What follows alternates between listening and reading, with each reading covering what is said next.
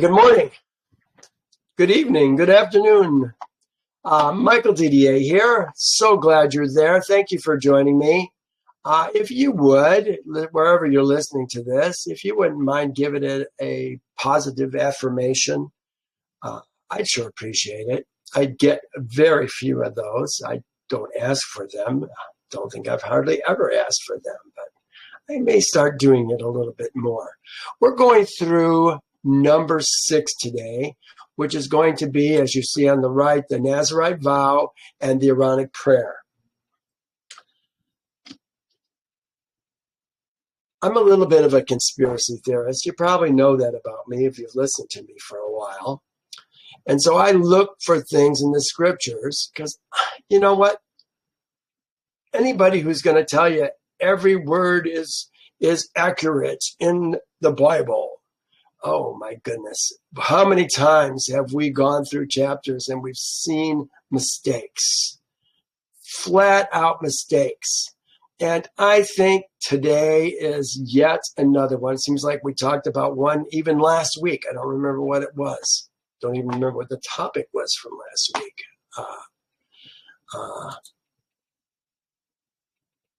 Law of jealousy last week. I don't remember what we talked about in that. But there's things that we see regularly that are problems. They're not accurate. They're mistakes. Whether they be math. I know when we were talking about the number of people in Israel, firstborn in Israel, the scripture said 273, but when you added up the numbers, it was 2,300, or 2273, and said it was 2,300. So, I mean, that's just addition. But we don't see those kinds of things unless we look deeply for those. And we're going to see second verse that we're going to go through today, which is kind of the first verse of the Nazirite Vow. First verse says, Yehovah spoke to Moses saying, you know, we talked about that last week. Where did he speak to Moses? He talks to him out of the fire, out of the smoke. That means he must be in the court of the tabernacle. And the pillar of fire and smoke, isn't it right above the Ark of the Covenant? I think it is. Where else would it be in the camp? It's in the center of the camp. So that's where Yehovah is speaking with Moses. He's not going up to the mountain right now. No, but Yehovah is speaking to him. He says, speak to Israel's seed, not the children of Israel. Remember, the Israel seed is Ezra men. And say to them, now listen to what it says, when either a man or a woman, I'm reading on the right now because they put consecrates an offering to take a vow. No, it says, shall be set apart to vow a vow of Nazir, to separate unto Yehovah. That's what it says. Oftentimes, we've got to get past the English. The translators, they're not always our friends. And they will often translate the same Hebrew word in 2 different ways in the same verse. So we've got to always be diligent to improve our understanding. This says a man or a woman. A man or a woman. Have you ever, anywhere in the scriptures, seen a woman Nazirite?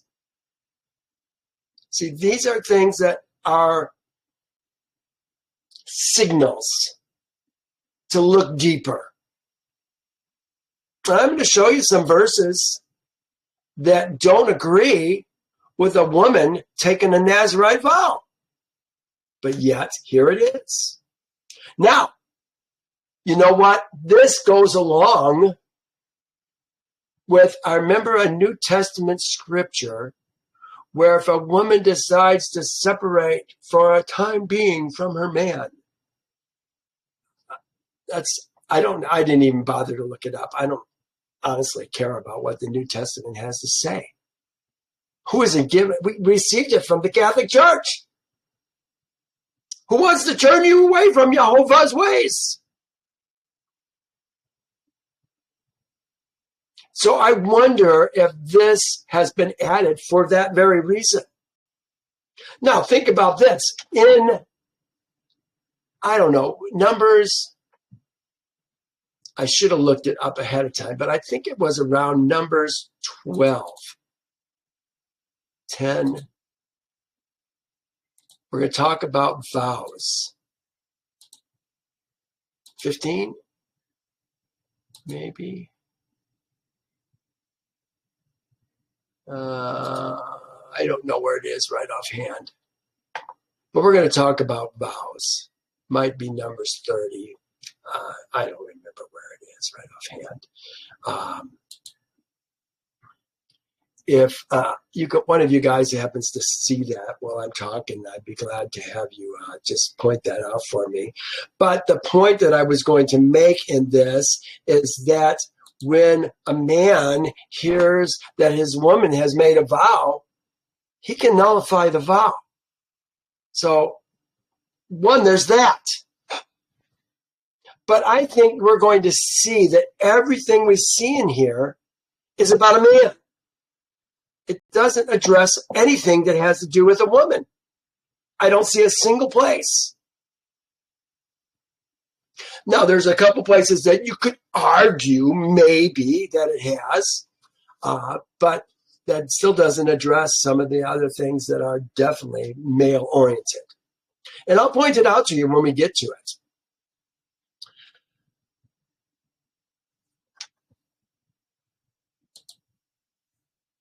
Let's see here. I've got Nazir. This is what we're talking about right now. A vow of Nazir. That's what they called it up here. Set apart. To vow a vow of Nazir. That's the word right there, Nazir.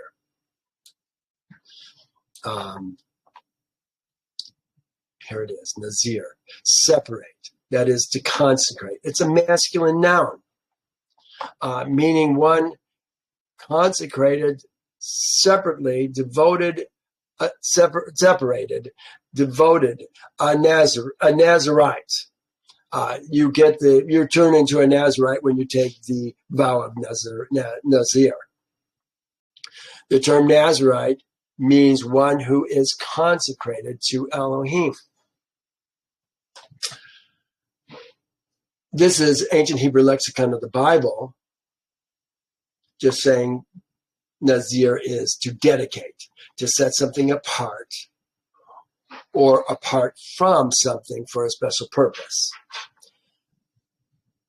Why would a woman, why would anybody take a vow? Is it about drawing near to Yehovah? Is that a woman's job? Or is the woman's job to draw near to her man? See, we don't understand the role of a man and the role of a woman in Yehovah's kingdom. And when we don't, it puts us at a great disadvantage for mistakes and errors in our thinking. Stinking thinking. I have a strong hunch that a woman Nazirite is a misunderstanding of what these scriptures say. Here, look at this. It says, these are the offerings that a man brings to Yehovah. A woman can't do this. Now,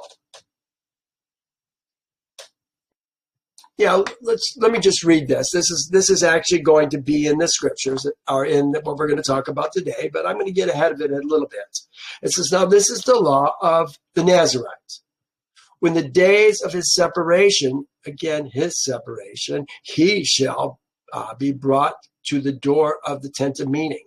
Now, keep in mind, he's bringing it to the door of the tent of meetings. Can a woman bring an offering to the door of the tent of meetings. I only know 2 places where she does. And that is when she has had a baby. If it's a male, she has 40 days to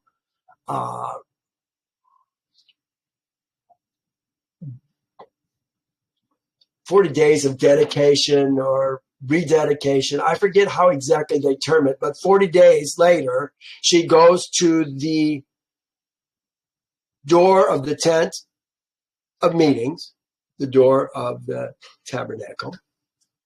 And she can bring, if it's a male, she can bring, if it's a male or a female. Male is 40 days. For a female, it's 80 days before she's considered clean again and able to go back and do these things. But she can bring a lamb for a olah and a pigeon or a dove for a sin offering, a kata'ah. So that is the only time. No, I said there is 2 times. The other one is if she's had remember we were talking about Zav and Zuv. If she's been in a Zuv situation, an abnormal flow from her body, she's unclean. And at the end of that uncleanliness, remember, she has to go outside the camp because she's unclean. It's a Zav. A Zuv. Remember, Zav is normal things, normal flow, normal ejaculation. Those are normal. But a Zuv is abnormal, and she has to go outside the camp. At the end of the 7 days after she's clean, then she can bring 2 doves. They don't talk about 2 doves or 2 pigeons to the door of the tabernacle. One for an olah, a burnt offering, one for a kata'ah, a sin offering. That's it. So, could she do this? Maybe. And he shall present his offering to Yehovah, male lamb, first year, alive, whole, as a burnt offering, and 1 ewe lamb of the first year, alive and whole as a kata'ah. And then 1 ram, alive and whole as a shalamim. This is not something that a woman ever does. But I'm not done. Here, this is Amos. It says, I raise up from your sons. He's talking to Israel's seed. I raise up from your sons as prophets. And from your young men, Bakor, that's where we get the word bachelor from, as Nazirites. He's not saying Bakara, which would be the young lady. No, we're talking about Bakor. Men, young men. Is it not so, O Israel's seed? Here's Bakor. Well, we don't need to do Bakor. Here, when you read commentaries or Bible dictionaries, this happens to be International Standard Bible Encyclopedia, just because it says something, don't assume that it's true. Search it out for yourself. I just gave you a verse right here where it's talking about from your young men, Nazirites. Here's it says the Pentateuch then makes provision for a Nazirite vow be taken by either a man or a woman, though the Old Testament does not record a single instance of a female Nazirite. See, that is a signal to us that we have to pay attention.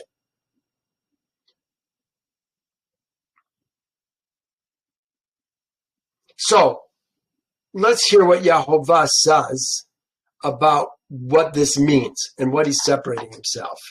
It says, he shall, verse 3, he shall separate himself from wine and similar drink. The word wine is this word here, yayin. And then it's got the mem saying from yamin. But this word yamin, yayin, means effervescent. They put wine as fermented, by implication, intoxication. Okay, that's part of the definition. So we're talking about something that's fermented. Now, is this all fermented drinks, or is this just things related to grapes? See, these are all questions that we have to ask ourselves. When I saw that it has effervescence, wine as fermented, remember, you make wine by adding sugar to the grapes. Actually, you can do it even without, you can just use the sugar that's in the grapes. But you let it ferment without getting oxygen to it. You have to have something that prevents the oxygen from getting in and the carbon dioxide getting out. Vinegar, on the other hand, is open to the air and doesn't get an alcoholic content. Instead, it goes more acidic, and that's where we get vinegar. So we're talking about that in the same verse. Let me finish. Let me read the American Standard Version here on the right. He shall separate himself from wine and strong drink. The strong drink is this word here, seker, intoxicant, liquor, strong drink. He shall separate himself from wine and strong drink. He shall drink no vinegar of wine or vinegar of strong drink. So there's the two different things that you can have. Do it with the air or without the air. Neither shall he drink any juice of grapes, nor eat any grapes, any fresh grapes or dried. Now that goes right along with our next verse, that it says, all the days of his separation. Notice it says his separation. See this right here, this vav? That's for a man. That's not for a woman. If they're going to have their separation, it's a different ending. Actually, it's got a suffix and a prefix. That's the prefix. It's got the vav, which says his separation. Let me just show you something here. I think I've got it. Yeah, here it is. This is, I'm actually got to go to a different one. Let's go here because we're talking about nouns. Here's his. This is the separation of him.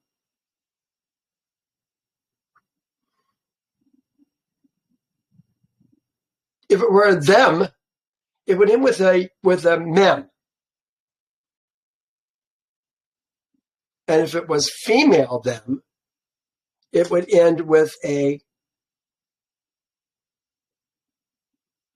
what is that? That is here it is, a noon, a final noon. That's a noon.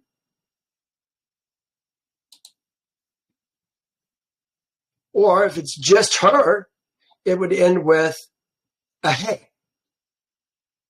So this is clearly his separation. Not their separation. Separation of them, no. It doesn't say that. It is his separation. So these are subtle things that we have to look at. Now they say he and him and his all through this chapter. There's no her. There's no them. One place there was a them, and I saw that it was added. And it wasn't even for this particular vow. It was about the Aaronic prayer. It says all the days of his vow of separate. Oh no, let me finish 4. We didn't do 4. all the days of his separation, that's where I got to, was his separation. It's his. He shall eat nothing that is produced by grapevine from seed to skin. My question is, why grape-related things? Why is that? Is there a reason for that? I want to know. Inquiring minds want to know. These are questions we have to ask ourselves. How about rice wine? Would that be okay? If I was a Nazirite or taking a Nazirite vow, I would be hard pressed to say, "Oh well, I can do rice wine. I can do blackberry wine. I can do rice vinegar." It seems like it's about grapes, doesn't it? Why? Doesn't give an answer. All the days of his separation, here it is, his separation, that's the Vav again. He shall separate himself. His separation, he shall eat nothing that is produced. Oh, I'm sorry, wrong verse. 5. All the days of the vow of his separation, no razor shall come upon his head, until the days are fulfilled for which he separated himself. These are all male terms to Yehovah. He shall be holy. Here it is. He shall be holy. See the Vav here? I'm sorry, the Yod. Let me show you the verbs now. We talked about the nouns. Here's the verbs. They are this one right here. See the Vav, or the Yod that's before this word? It says he. He will cut. If it were a they, it would have a Yod and a Vav after. A Yod as a prefix, a Vav as a suffix. That would be they will cut. But that's not what it has. If it was a woman, it would be a Tav that would be before the prefix that's before the word itself. And if it was they will cut, it could be both men and women.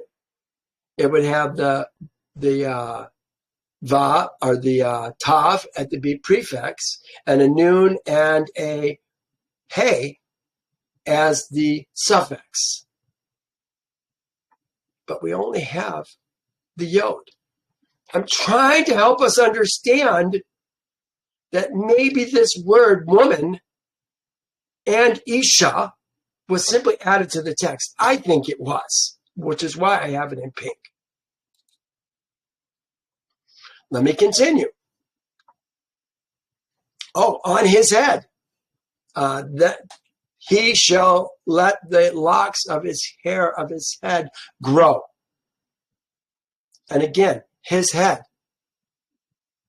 Clearly a masculine word, his head. All the days of his separation to Yehovah, he shall not go near a dead body. Again, he shall not go near. He shall not make himself unclean. Look at this. Even for his father or his mother, for his brother or his sister when they die, because his separation of Elohim is on his head. Again, these are all terms that are being used for the masculine. But I wanted to point out that even the priests may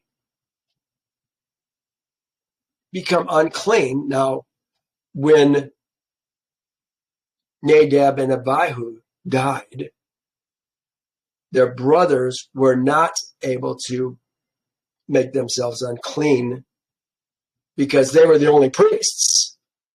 And of course, their father wasn't able to because he was the only high priest.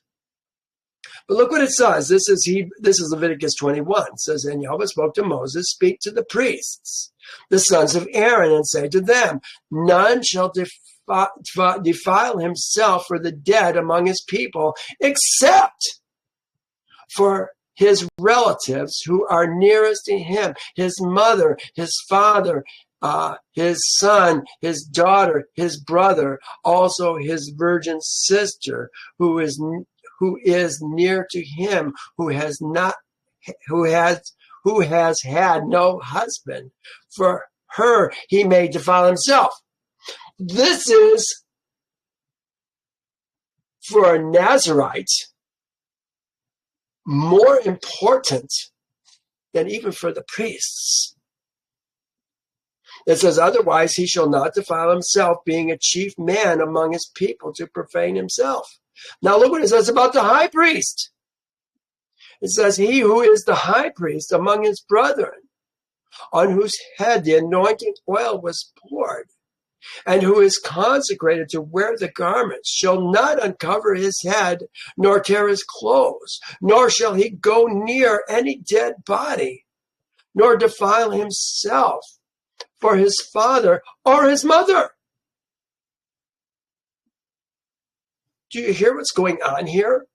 It is like the same consecration that the high priest has is what this man has to Yehovah in his separation. He shall not make himself unclean, even for his father or his mother, for his brother or his sister, when they die, because of his separation to Elohim is on his head. All the days of his separation he shall be holy to Yehovah. What about a woman in her menses? Is she going to be holy to Yehovah? See, these are all things that we have to ask ourselves. When Samson,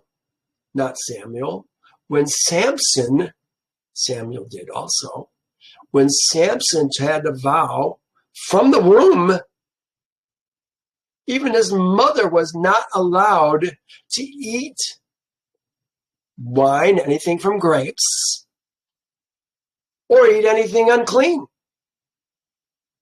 Didn't say anything about dead in that particular scripture.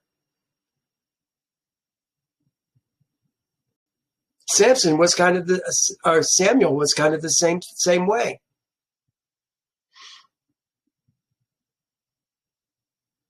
But again, these are men that are doing this. All the days of his separation, he shall be holy to Yehovah. Is a woman going to be holy to Yehovah in her menses? No. And a Nazirite has got to stay away from women who are unclean, because they will make him unclean.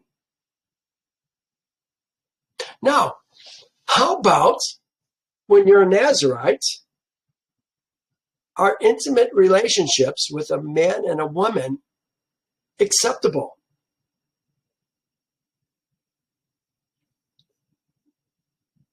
Samuel had 2 sons. It seems Samson was intimate with some ladies.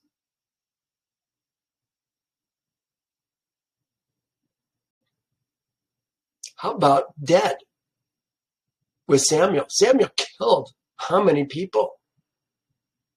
Was he keeping himself separate from the dead? He had the jawbone of an ox, I think it was a jawbone of an ox that he used to kill a bunch of guys. Is that avoiding contact with the dead? How does that work? I want to know. Here's Nazirite. Let me just read. This was from, I think this was Easton. It says, Hebrew for Nazirite. The name of such Israelites as took on them the vow prescribed in 6, 2 through 21, the chapter we're on right now. The word denotes generally one who is separated from others and consecrated to God. So he's separated from others. Are they going to go out in the wilderness to draw near to Yehovah? Maybe that's what they're doing. In the New Testament, who was the prophet? I forget who I want to say Elijah. That's not right. There was a prophet, John the Baptist, was under a Nazirite vow, it appears. He was in the wilderness. Maybe that does say something. Although there is no mention of any Nazirite before Samson, yet it is evident they existed before the time of Moses. The vow of a Nazirite involved these three things. Where does it say it existed before the time of Moses? I don't know. Abstinence from wine and strong drink. Now, they're just saying wine and strong drink. They're not saying grapes. I think it's grapes. Refraining from cutting the hair off the head during the whole period of the continuance of the vow, and avoiding contact with dead. I think there's a fourth. It's going to be all days of his separation. He's going to be set apart from Yehovah. It goes on. This is the whole reason for the vow. So I say, a woman is separating herself from her man all the days of her separation. Not my woman. So I'm going to know that vow for sure if she tries to do something like that. As to the duration of the Nazirite's vow, this is still Easton continuing. That was just the bold was my words in there. As to the duration of the Nazirite's vow, everyone was left at liberty to fix his own time. There is mention made in the scripture of only 3 who were Nazirites for life: Samson, Samuel, John the Baptist. There's the verses for some of those things. In its ordinary form, however, the Nazirite vow lasted only 30 and most 100 days. Now, again, where do we get this? They're saying something, but I don't see anywhere in the scriptures where it talks about most people did it for 30 days or 100 days.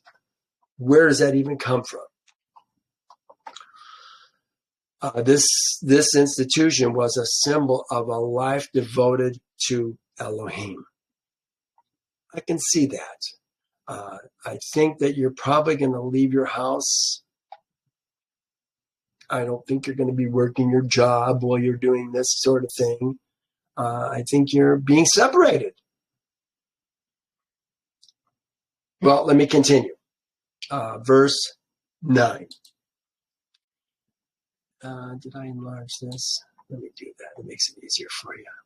If anyone dies very suddenly beside him, and he defiles his consecrated head, then he shall shave his head on the day of his cleansing. On the day of his cleansing.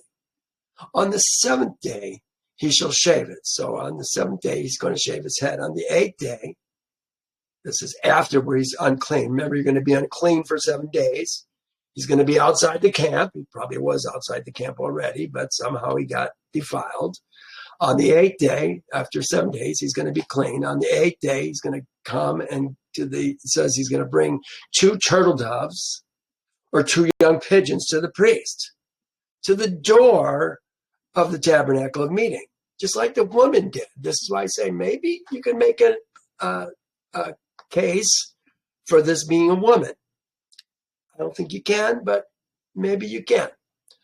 The priest shall offer one as a sin offering, a kata'ah, and the other as an olah, the burnt offering, to make a covering for him because he sinned in regard to the corpse. It was an unintentional sin, but he sinned. And he shall sanctify his head, there it is again, his head, that same day.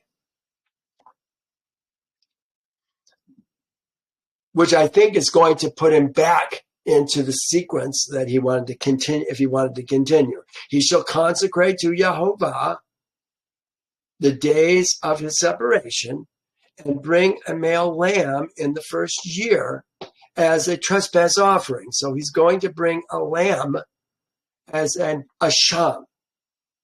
We talked about the asham in Leviticus chapter 5. Sometimes it's for unintentional sin. They call it a guilt offering many times. Here they're calling it a trespass offering. But the former days shall be lost because his separation was defiled. So if he was doing it for 30 days, he lost, and it happened after 2 weeks, he lost the 2 weeks. He's got to start over again. Now this is the law of the Nazirite.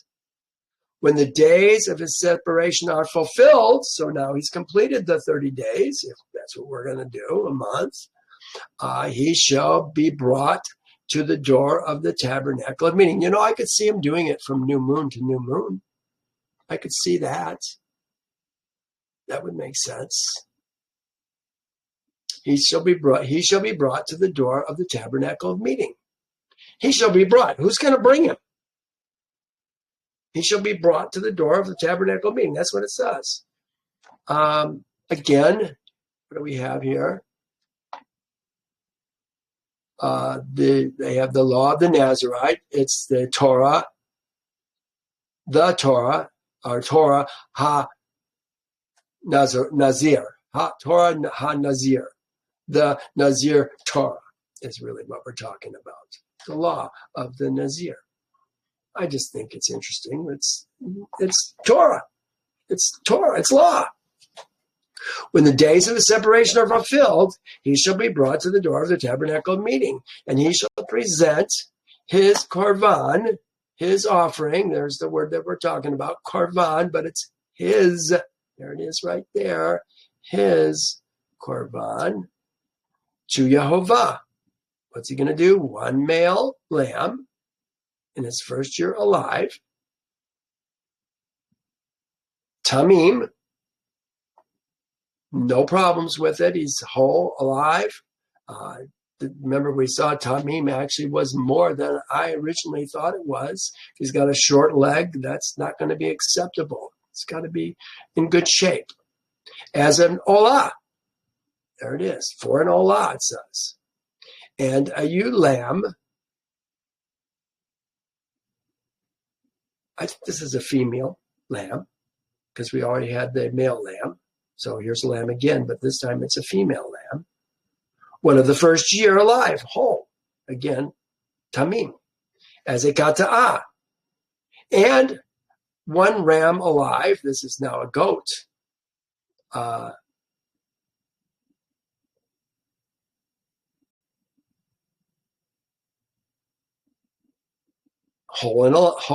Alive and whole, tamim, as a shalamim. For shalamim is what it says. For shalamim. Remember, that's something that we're going to eat. Is he going to eat it, or is it going to all go to the priest? I got a hunch it may all go to the priest, but it may be something that he gets to eat with his friends as well. These are all offerings that men bring to Yehovah. A woman cannot do this. Now, yes, he's bringing it to the door of the tabernacle of meeting. His hair is going to, well, we'll talk about his hair. I guess we'll just go there. He's going to bring a basket of unleavened bread, cakes of fine flour mixed with oil, unleavened wafers, anointed with oil, and their grain offerings, and their minka, and their nesek.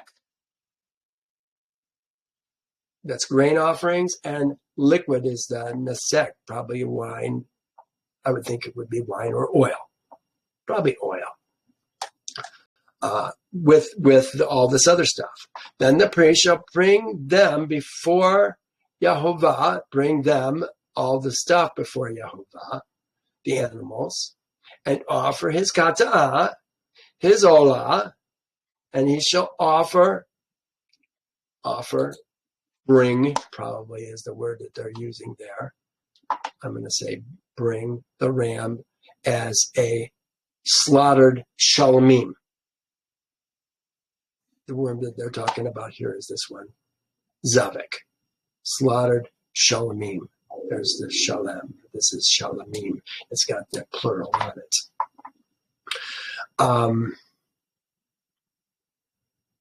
Slaughtered shalamim to Yehovah with the basket of unleavened bread, and the priest shall offer its grain, its minka, and its nesek. Then the Nazirite shall shave his consecrated head. Oh, this is Zabek Shalom. That doesn't belong there. That was for the verse above, which we also had there. Sometimes I miss. And the priest shall take, let me read this first. Verse 18.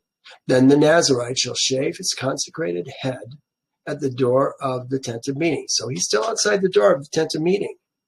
And shall take the hair from his consecrated head and put it on the fire, which is under the sacrifice, the slaughter of the shalamim.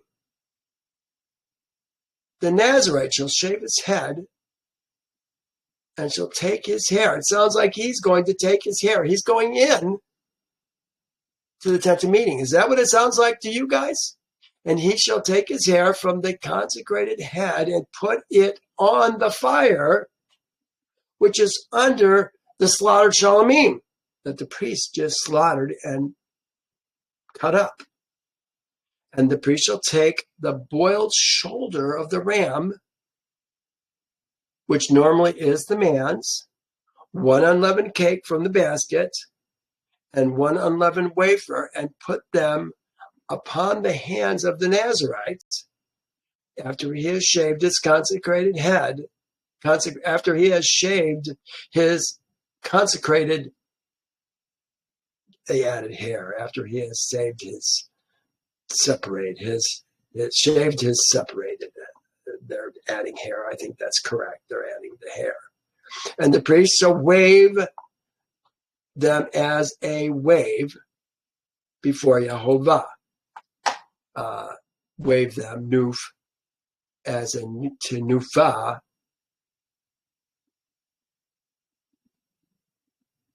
teruma.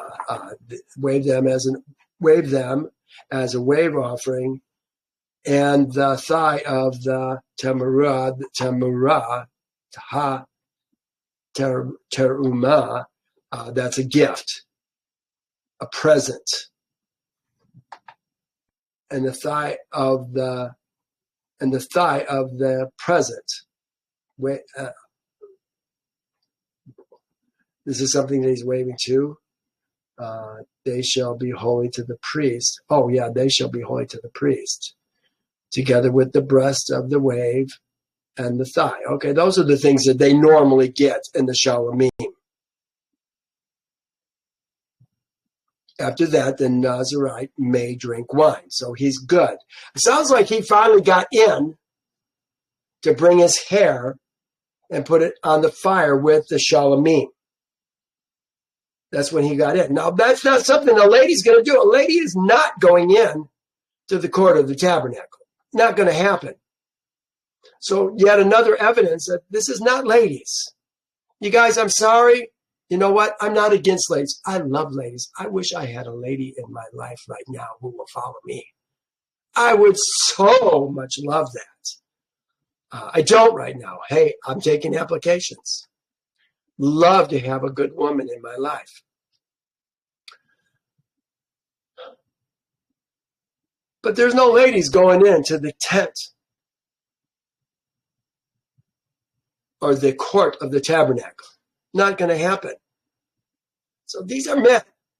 There are no ladies that are taking this Nazirite vow. This is the law of the Nazirite who vows to Yehovah. Who vows to Yehovah his offering for separation. And besides that, whatever else his hand is able to provide. So, and there are other gifts that he wants to provide according to the vow which he takes. He must do according to the law of the separation. So when he took the vow, he says at the end of the vow, I'm going to give 50 shekels to Yehovah. So this is when he would give his 50 shekels to Yehovah, in addition to all the other things that he did. Now, we're switching gears. That was the end of the Nazirite vow.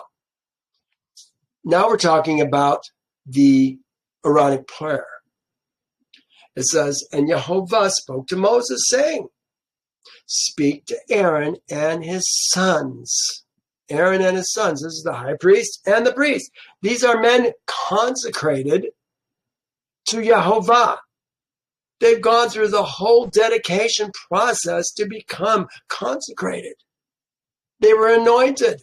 They stayed outside the tent of meetings, the old tent of meetings, for 7 days.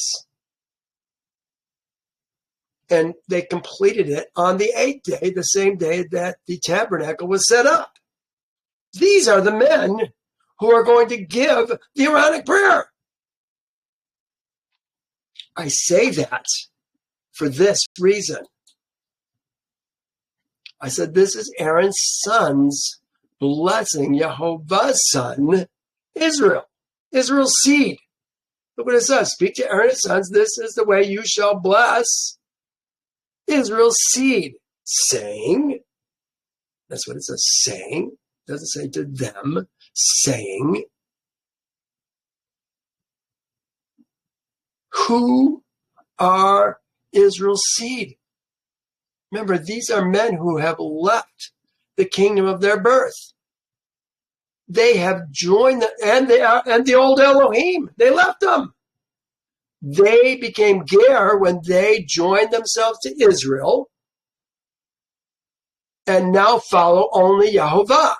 But at Passover, these Ger circumcise themselves, all the men of their household, and they become Ezra men when they take the Passover.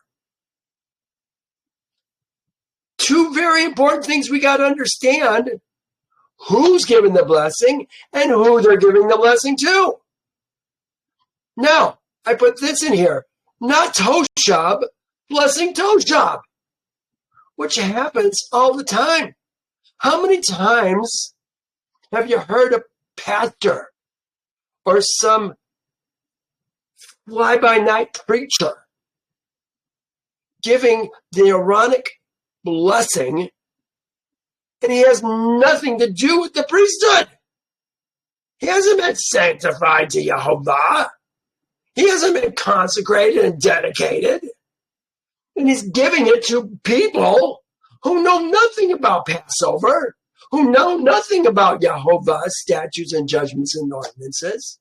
Probably the man who's giving it doesn't either. That's why I say Toshav. Remember, a Toshav is somebody who kind of knows Israel, but they don't know anything about Yehovah's statutes and judgments and ordinances. They don't follow any of them. That's a Toshav. The Ben Nakar is the other man who simply does not know anything about Israel or Yehovah's ways. He's completely ignorant. So Aaron and his sons are the ones who are going to bless Yehovah. This word here, bless, shall bless. Here's what a note that I found. Maybe this was from Glenn McWilliams. It's very possible. He says, it is not common, this is not uncommon for a verb, subject of the verb, and the object of the verb to be written as one Hebrew word. The Aaronic blessing begins with the word Yavaraka. Yavaraka. It comes, this is the root right here, Barak. Bet, Resh, Kaf, Barak. Here it is. Barak. In the middle of the word, the V says V. But it has a Ye at the beginning, which is the Yod right there, and it has the Vav at the end. I'm sorry, the Kaf at the end. It says thee. So it says, ye are going to bless thee. Here it is. Let me just finish reading. Which is the verb barak, meaning to bless, with the prefix ye identifying the subject of the verb as third person, y'all. I'm sorry, I guess that's the man who's doing it, third person, masculine singular. I take it back, it's not y'all, it's he. And, oh, there it is, he. And the suffix kaf identified as the object of the verb as second person masculine singular, the. There it is, the. He, Aaron's sons, one of Aaron's sons, they're not all doing it together. One of them is doing it. He's the he, doing it to the Israel's seed, the Ezra men. Now, I think it's interesting. You'd almost expect it to be plural, wouldn't you? But it all says thee. Yehovah bless thee. Yet he's talking to all of Israel's seed. Why is that? I think it has to do with the male child, Yehovah's son. They are each his son. He's blessing his son. This is what happened in the Ten Commandments. Remember, the Ten Commandments were given to the thee. Thou shalt not have any other Elohim before my face. Thou shalt not have idols. Thou shalt keep the Sabbath. Thou and thy sons and thy daughters and thy servants. That's the thee. Therefore, the one word, there it is again, Yavaraka, means he will bless thee. Oh, he. This is Yehovah that's blessing. Yehovah's the he, not the man who's saying it. Yehovah is the he. Duh. Yehovah bless thee and keep thee. Yehovah make his face shine upon thee and be gracious unto thee. Yehovah lift up his countenance upon thee and give thee peace. Who's the thee? Not the Toshab. Not all those people in the church who think they're Yehovah's people because they believe in Jesus, for heaven's sakes. False narrative given to us by the Catholic Church to keep us away from Yehovah and his statutes and his judgments and his ordinances. So we don't learn the ways, the duties and responsibilities for a man and the duties and responsibilities for a woman in Yehovah's kingdom. No, we've learned lies. This is Yehovah blessing his people. Those who have covenanted with him to follow him. He finishes by saying, so they shall put my name on who? On Israel's seed. And I will bless them. Now, who's them? They, Aaron and his sons, are going to put his name on Israel's seed, and Yehovah's going to bless them. Who's them? Not Israel's seed. He's going to bless Aaron and his sons. There's the them. So you got to understand where all the pronouns are going from. This is not a hanging pronoun. This is exactly who he's talking about. You bless them. You bless Israel. I'm going to bless you, is what he's saying. Well, we're going to stop here today. Thank you for joining me. I hope this didn't go too much more than an hour. Next week, what are we going to talk about next week? The bronze altar dedication. Oh, isn't that interesting? We're talking about the bronze altar being dedicated. When was the bronze altar dedicated? There are things going on right now. I think we're still in the first days, if not the first day of the second year when the tabernacle was set up. Oh, we'll find out next week. This is really interesting stuff. Okay, guys, I'm going to stop here and we'll see you next time. Thank you so much for joining me. Bye now.